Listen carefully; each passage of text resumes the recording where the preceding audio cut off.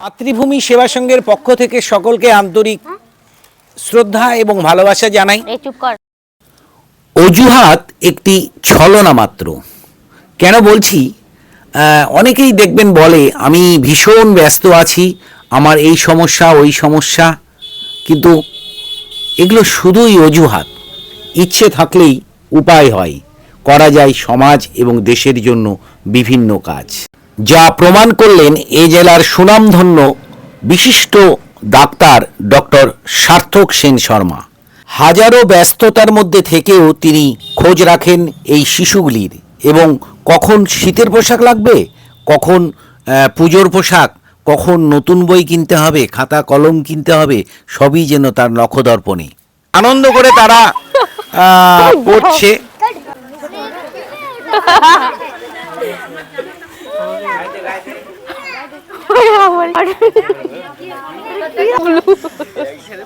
খুব ভালো হয়েছে স্যার, ঠিকঠাক হয়েছে স্যার, থ্যাংক ইউ স্যার।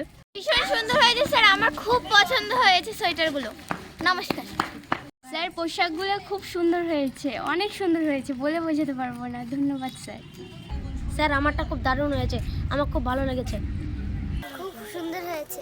সুন্দর হয়েছে, ঠিকঠাক হয়েছে, তো সম্পূর্ণ। স্যার, এই যে শিশুটি, এই মায়াবী একটা চোখ, এত মিষ্টি একটা মেয়ে, এই ধরনের মেয়ে, এদের এই অবস্থাতে এত ছোট বয়সে এদের পিতৃহীন এরা হয়েছে, সত্যি খুব দুঃখজনক ব্যাপার, যা কোনোভাবেই এদের এই সেই অভাব আমরা পূরণ করতে হয়তো পারবো না, কিন্তু তার ফাঁকে থেকেও যতটা সম্ভব তাদের পিতৃস্নেহ দিয়ে ভরিয়ে দেওয়ার চেষ্টা করি, এবং সেক্ষেত্রে আমাদের সহযোগিতার হাত বাড়িয়ে দিয়েছে সম্মানীয় এ জেলার বিশিষ্ট ডাক্তার ডক্টর সার্থক সেন শর্মা। জীবনের এমন কিছু মুহূর্ত আসে যখন ভাগ্যকে মেনে নেওয়া ছাড়া তার আর কিছুই করার থাকে না। ঠিক যেন তেমনটাই ঘটেছে এই শিশুগুলির সাথে।